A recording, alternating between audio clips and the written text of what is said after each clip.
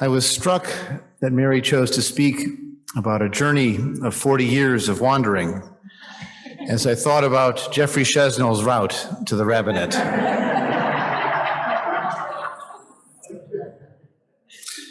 Jeffrey is a very focused individual, and then he's focused again, and then he's focused again.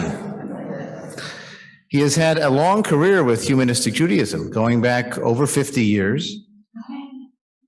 And even more importantly, he's always had a meaningful connection with Humanistic Judaism, because wherever he has gone, he has been an active participant in his community, from Chicago to North Carolina to Los Angeles and finally to Phoenix. We hope finally to Phoenix.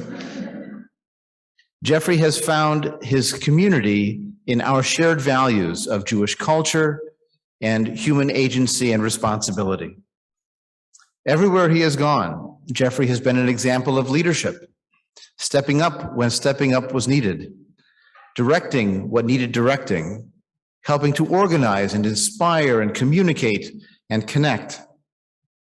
Jeffrey has been a model of productivity, particularly in our rabbinic program. In fact, one of his fellow students last week said, "Could you maybe not write so much so fast? It makes the rest of us not have to work harder." And I did not complain about Jeffrey at all. But what Jeffrey produces is not only voluminous, but it's insightful, it's educated, it's researched, it's a wonderful way of expressing who we are and why we are who we are. An important value for Jeffrey, wherever he has been in our movement and in the Jewish world, is the commitment to Jewish pluralism, to serving Am Yisrael, the people of Israel, in its broadest understanding. And so in his work currently at the Arizona Jewish Historical Society, in his work as a rabbi in the community, as a madrich, even before that, as he has been in both of our leadership training programs and completed them both with stellar results. In all of his work, he respects Jews who differ with him. He values diverse opinions. He celebrates the many ways that Jews choose to celebrate. That commitment to pluralism is not simply a practical calculation of what it means to be a minority of a minority, to be a humanistic Jew among a broader Jewish community. For Jeffrey, it is a core value of dignity, of respect, and of human acceptance. And most important, Jeffrey, everywhere he has gone in his personal, professional, and Jewish life, has demonstrated the importance of commitment. If something is important to you, then do it, then live it, then pursue it, then make it part of who you are and work for it. Jeffrey has worked for this degree, for this rabbinic ordination, and it is our great pleasure to honor him with this ceremony this evening. And I will wish him something different. Rather than Mazal Tov, which is wishing him good luck, I say to him this evening, Yasher Koach, may your strength grow and continue from today forward.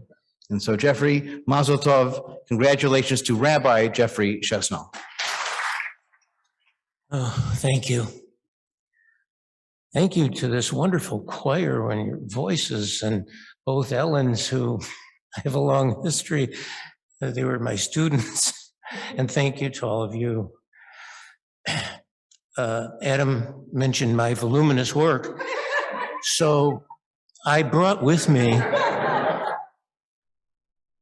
to read tonight my Rabbinic Thesis. It's 179 pages, not unlike many of the papers I turned in. But seriously, folks.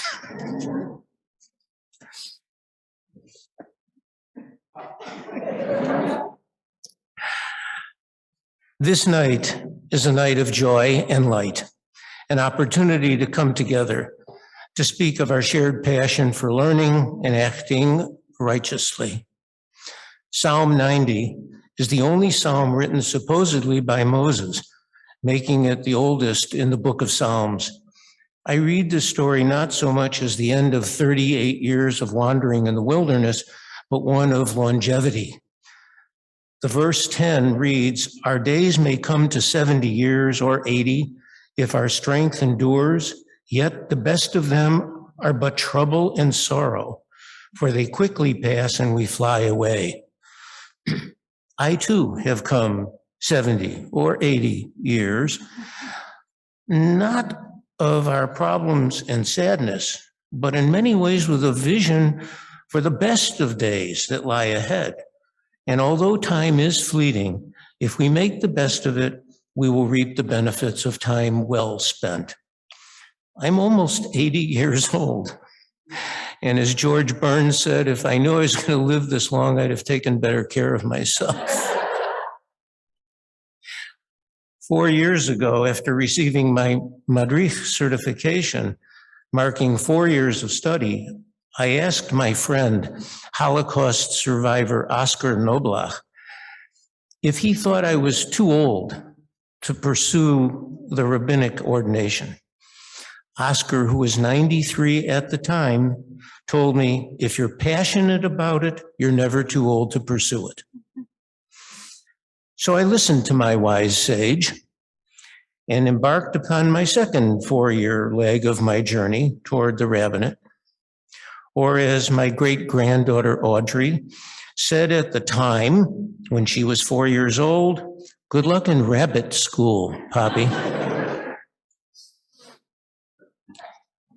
Being part of our community at the International Institute for Secular Humanistic Judaism and studying to become a rabbi, I understood and was encouraged to not just seek to be, but rather to be a better student, to become a better teacher. So I have no expectation of becoming a gaon, a genius or a chacham, wise or ish mofet, paragon. I seek to become a number of humanistic maskilim, enlightened persons who seek to engage a wide circle of people to share learning by encouraging diversity and inclusion, self-discipline, and courage of conviction and dignity. To preserve Judaism as a unique peoplehood and work for cultural, ethical, and moral aspirations, and strive up for opportunities for Jews not to be separate but equal, but to be true equals in every sense of the word by fighting anti-Semitism, discrimination, and prejudice of all kinds against Jews and others. I seek to promote humanism, rationalism, and freedom of thought in both word and deed, to educate, not indoctrinate. I'm proud to be a pulpit rabbi, a teacher, focusing on learning and educating and inspiring youth and adults to better understand their Jewish identity and their human identity. I've been a man of the cloth. People knowing me for a long time know this, because in 1977, I was a schmata salesman for Joan Fabrics, selling upholstery fabrics.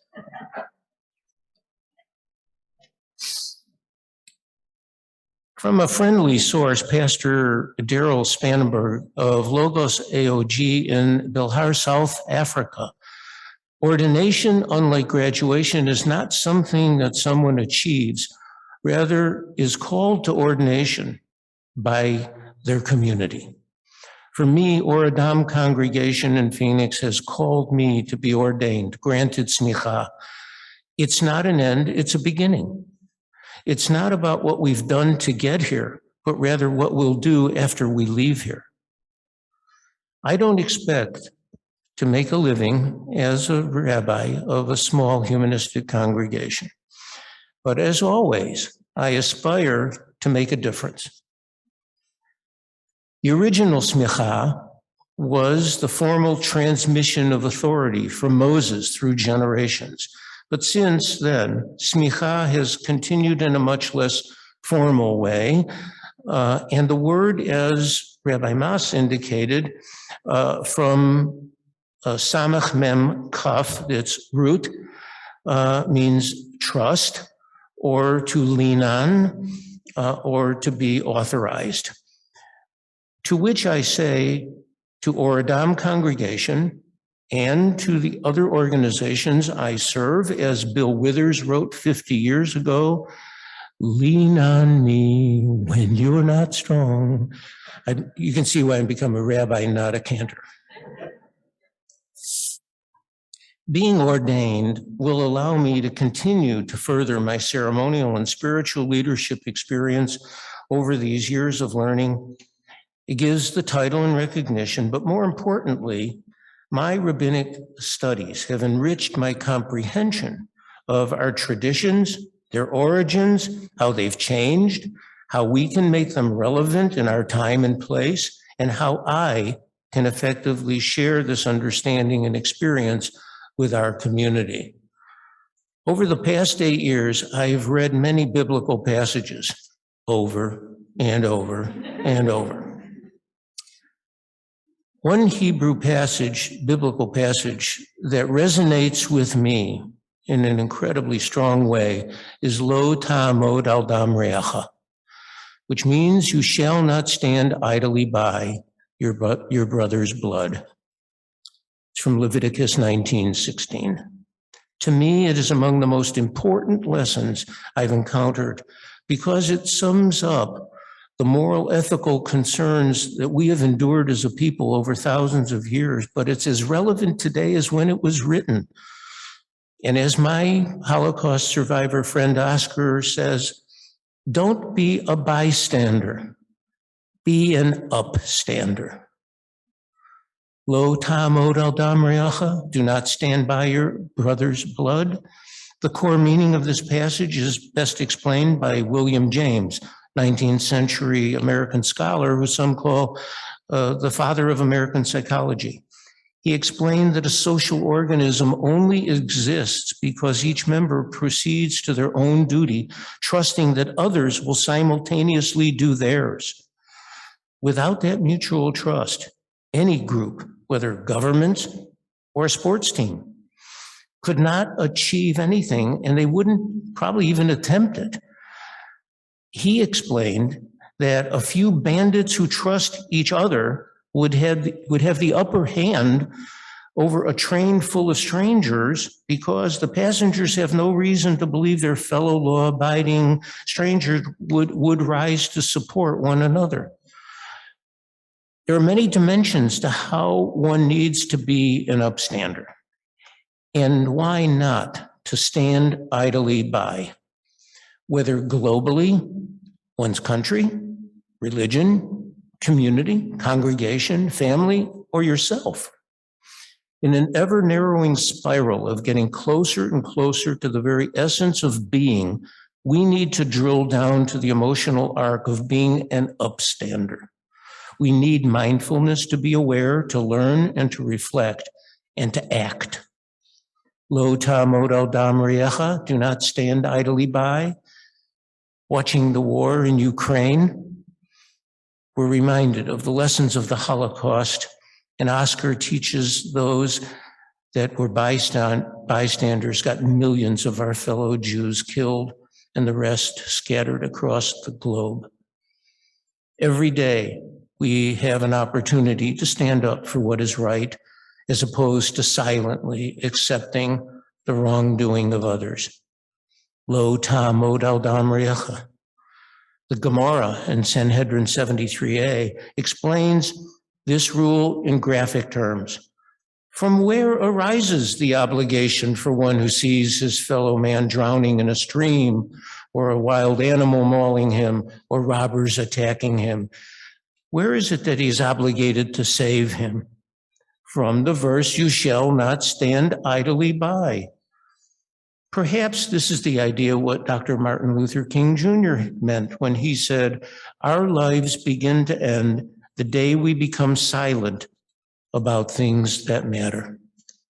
And Elie Wiesel reinforced it when he said in the Night trilogy, we must take sides. Neutrality helps the oppressor, never the victim. Silence encourages the tormentor, never the tormented. Sometimes we must interfere. When human lives are endangered, when human dignity is in jeopardy, national borders and sensitivities become irrelevant. Wherever men and women are persecuted because of their race, religion, or political views, that place must be, at that moment, become the center of the universe. Unquote. Tomorrow is the last day of Passover, the festival of freedom, and as the Pew Research study indicates, the most popular American Jewish holiday of the year. And it is so popular and my personal favorite because it's multi-generational, participatory, more or less pretty much practiced in the home, although we do have community seders, but most importantly, because it's the holiday where you literally eat the observance. And we know we love to eat. So celebrating freedom as exemplified in the Exodus story, as Mary taught us, is very compelling. Free people are responsible, and they have dignity, and they take in all of life, the bitter and the sweet. Upstanders are acting as free people. They choose to do the right thing. They're free to choose to be a mensch, a person of integrity and honor. And in doing so, they get joy. We began tonight with Psalm 90, which asks how to measure a life. It suggests things deeper. We should measure our lives by truths learned, emotional moments, or bridges burned. Studying with the IISHJ has been rich with information learned, some anxieties and fears, and joys shared. I've been fortunate to be part of a family at the International Institute for Secular and Humanistic Judaism. And rather than bridges burned, there have been bridges built, friendships that will last because we've shared our neshamas, our souls.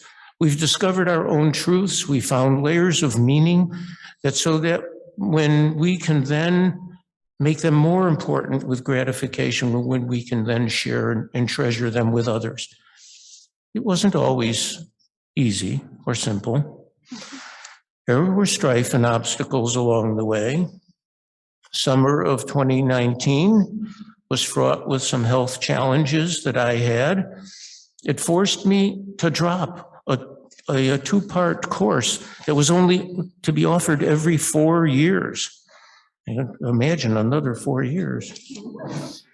But compassionately, Adam and Miriam allowed me to subsequently complete those classes. Thank you. And that compassion is the seed of kindness that I hope to always show in our community. From feeling then it couldn't be done, I stand here to say today and say, Hineni, here I am. It's possible to overcome challenges with the empathy of others and find happiness. Some people say of the clergy are to be looked up to because they're bound by a greater moral principle. They answer to a higher power. I know that I do. I answer to Susan. And Susan answers to a federal authority, to Jackie. And Jackie defers in age to her older sister, Jennifer. And Jennifer answers to her granddaughter, Audrey. So seemingly that Audrey's my ultimate higher authority. Psalm 97, verse 11, expresses a seed of joy image, as expressed by Or Zarua Latzadik V'yishrei Lev Simcha. Light is sown for the righteous and joy for the upright in heart. Or as musician Rabbi Shefa Gold, a Reconstructionist rabbi leader in the Aleph Jewish Renewal Movement, writes, plant seeds of joy and light, tend them carefully day and night. In this world so dark and deep, plant the seeds of joy and light. As humanists, we are responsible for making our lives meaningful, and that can come from remembering shining peak moments, which can result in profound exaltation, moments of wisdom and learning, and those can be taken and planted as seeds to be tended with loving attention and grow a life of joy and light. We can understand that joy follows light if we act righteously, when we act as upstanders. It comes when we find our passion, share it unstingingly, and use it to make the world a better place. Then light nurtures and we can experience joy. People's lives are complex. Everyone experiences joy and pain. That's part of what makes us human. How we respond to that suffering is what separates the special from the ordinary, like Shabbat from the other ordinary days of the week. If, despite the obstacles, we can live our lives with passion and play out our dreams, then we find joy. But it's not in a vacuum. If we act justly, righteously, with quiet dignity and grace. This is Shabbat. As Rabbi Frank Tamburello wrote, may these hours of rest and renewal open our hearts to joy and our minds to truth. I am here tonight with a full heart, one overflowing with joy. But remembering there are issues like COVID, global conflict, thoughts of next week, remembering Yom HaShoah, and that can weigh heavily. But today is Earth Day. And we're thankful for our planet that sustains our lives. Every day is an opportunity to do better in our part, to repair the world, to Chalom. It's time for the unstoppable courage to not stand idly by, lo ta'amod al dam re'echa, to preserve and protect our environment, health, families, and therefore our posterity. So my thoughts tonight are simple. We all need to follow our passion, follow our dream, and make the world a better place.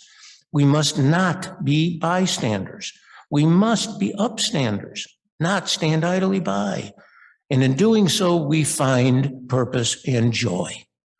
So tonight, as I stand before you, not idly, I'm privileged. There are so many people to thank because each of you have played a role enabling me to reach this day. I especially and publicly want to thank the SHJ, Spertus Institute, the IISHJ, my classmates, friends, deans, rabbis, mentors, faculties, leaders, teachers who have inspired me. And by the way, thank you, Linda Horowitz, for helping me write this tonight. The formulation of meaningful thought or guidance does not rest with a singular individual. For me, it began with my moral compass, my Zadie. He was my paternal grandfather, Nathan Kozlov. He told me at age 3, the most significant ambition would be to become a rabbi. But the most consequential purpose in life is to be a mensch. So thank you, Zadie.